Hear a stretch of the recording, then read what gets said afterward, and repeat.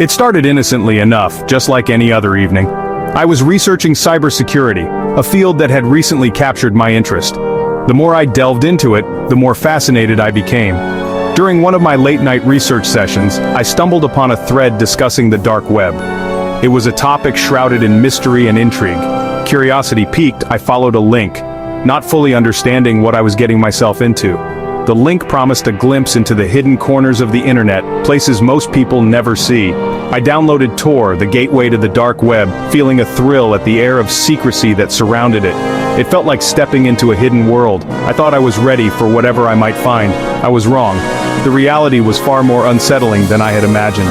The dark web was like stepping into a nightmare, a place where the rules of the normal internet didn't apply. Cryptic URLs led me to forums buzzing with disturbing conversations, and marketplaces peddling illicit goods. It was a digital underworld. I navigated through layers of encrypted sites, each one more complex and secretive than the last.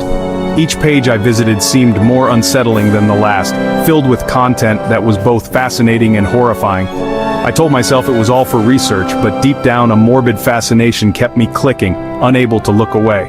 Eventually I stumbled upon a hidden forum, a place that seemed even more secretive and exclusive. It was filled with strings of nonsensical usernames and cryptic threads, each one more bizarre than the last. One title stopped me cold: live auction, special delivery. The implications were chilling. Intrigued and deeply disturbed, I clicked on the link, my heart pounding in my chest. The forum loaded slowly, each second feeling like an eternity. I could feel the tension building. What I saw next sent chills down my spine. It was a sight I would never forget. I realized then that I was in too deep and there was no easy way out. The forum was stark. Black background, white text, no images, no frills, just a chillingly efficient platform for something truly horrific. People were discussing human trafficking. Men, women, children, all treated as commodities. There were price lists, shipping details, even customer reviews. My stomach churned, the language they used. It was dehumanizing. People were referred to as packages, inventory. My finger hovered over the live auction thread. A strange mix of fear and morbid curiosity urged me to click. What kind of person could be a part of this? I was about to find out. Clicking on the thread felt like stepping off a cliff. My heart pounded in my chest. The page loaded, revealing a live feed. It was grainy and low resolution, but what I saw made me gasp. A young woman no older than 20 sat on a chair, her eyes filled with a terror I'd never witnessed. The chat beside the live feed was a hive of activity. Bids were being placed in different languages, the numbers climbing higher with terrifying speed. I watched in horror as people bartered over another human being. The girl in the video sat there, utterly powerless. The realization hit me like a punch to the gut. This wasn't some urban legend. This was real. Real people were being bought and sold, their lives treated as nothing more than a commodity. A wave of nausea washed over me, but I couldn't tear my eyes away. I read the comments, my blood running cold. They discussed her age, her ethnicity, her potential uses. Some even requested specific acts of degradation. I wanted to scream, to reach through the screen and somehow save her, but I knew I was powerless. I felt a chill run down my spine, even though the room was warm. The heat was almost stifling, yet my body reacted as if I were in the middle of a snowstorm. It was a strange, unsettling sensation, one that I couldn't shake off. It was as though the darkness of the website had seeped into my bones. The screen's eerie glow cast long shadows across the room, making everything feel more sinister. I could almost hear the whispers of the dark web, taunting me, daring me to look away. I knew I should close the laptop, shut it down, and pretend I had never seen any of this. But my hand hovered, paralyzed by indecision. The weight of the situation pressed down on me, making it hard to breathe. Report this to the authorities. But I was frozen, unable to move, unable to think clearly. The horror of what I was witnessing had a grip on me, stronger than any physical force. Paralyzed by the sheer horror of what I was witnessing, my mind raced, trying to process the reality of the situation.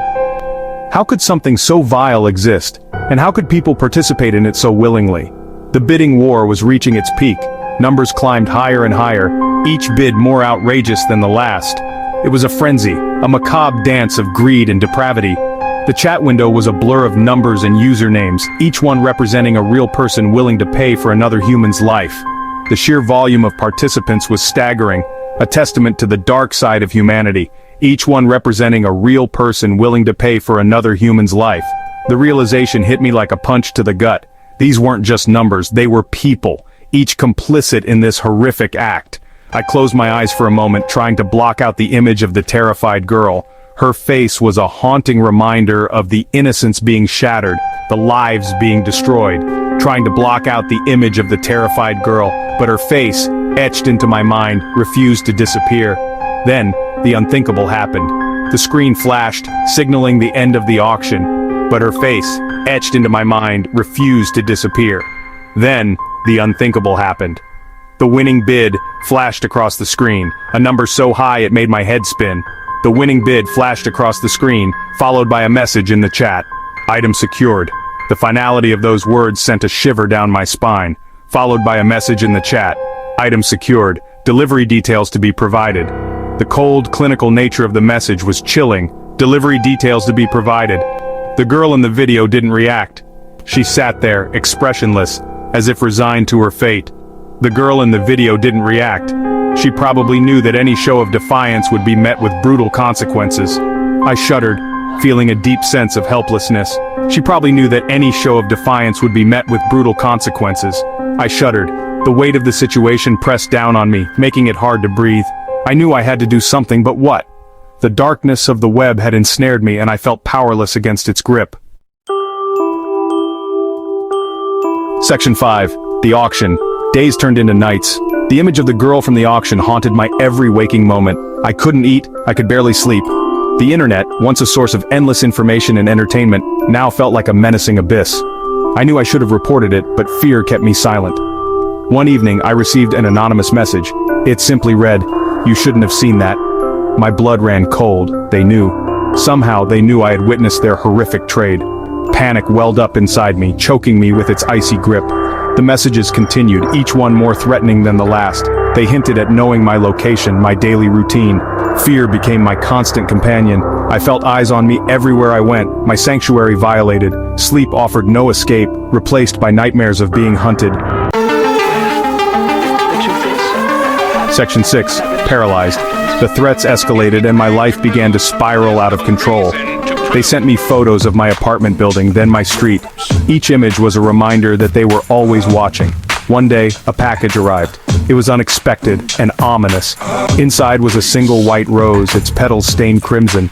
The symbolism was clear and chilling. The message was clear. We can reach you. No matter where you are, we are always close. Fear morphed into a chilling certainty. I was in over my head. The walls seemed to close in around me. I considered going to the police, but the fear of retaliation held me back. What proof did I have? A few cryptic messages, a disturbing website on a network designed for anonymity. It felt hopeless. The dark web was a labyrinth of shadows, and I was lost within it. Every click, every message, deepened my despair. My every move felt watched. Every shadow seemed to hide a threat. Every ring of the phone sent shivers down my spine.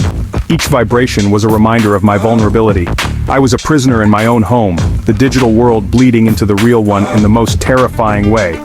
The lines between reality and nightmare blurred. The digital threats felt as real as the shadows in my room. Then one day, the messages stopped. The silence was deafening, more unnerving than the threats. The absence of threats was a new kind of terror. It was as if the calm before a storm. Had they gotten what they wanted, or were they planning something even more sinister? Were they coming for me? The uncertainty was unbearable. Every creak, every rustle, heightened my anxiety. I was trapped in a nightmare of my own making. The fear was paralyzing, and there seemed to be no escape. Section 7. A shadow lurks. I became a recluse. I stopped checking the mail, stopped answering the phone, stopped venturing out unless absolutely necessary. The outside world felt menacing, filled with unseen eyes. The digital world, once a source of escape, was now a hunting ground. Sleep was a distant memory. Every creak of the floorboards, every rustle of leaves outside my window sent my heart racing. I was a prisoner in my own home, haunted by the faces of the victims and the chilling knowledge that evil lurked just beneath the surface of the digital world. One night, I thought I saw a figure lurking outside my window, a tall, shadowy silhouette barely discernible in the darkness. I told myself it was my imagination, a trick of the light, but the doubt lingered, twisting in my gut like a live wire. Section 8. Trapped. The line between reality and nightmare blurred. Faces from the live auction flickered on my computer screen even when it was off. Every sound felt amplified, every shadow seemed to hold a threat. I was teetering on the edge, my sanity hanging by a thread. I tried to convince myself it was over, that I was safe. But the fear remained, a constant hum under my skin. They had wanted to scare me, to silence me, and they had succeeded. I was too terrified to speak out, too paralyzed by fear to seek help.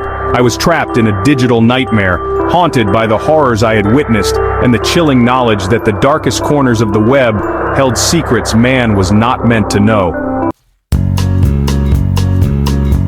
Section 9. Forever haunted. I never went back to the dark web. The experience left an indelible mark, a chilling reminder of the darkness that lurks beneath the surface of our interconnected world. The faces from the live auction still haunt my dreams, their silent pleas for help echoing in the silence of my waking hours. Some say ignorance is bliss, that it's better not to know the horrors that lurk in the shadows, but I can't forget. The experience has changed me, made me acutely aware of the fragility of life and the monsters that walk among us, hidden in plain sight. The internet, once a symbol of human connection, now holds a sinister undertone. I see the dark web lurking in every corner, a constant reminder of the night I stumbled into a nightmare and the chilling truth it revealed.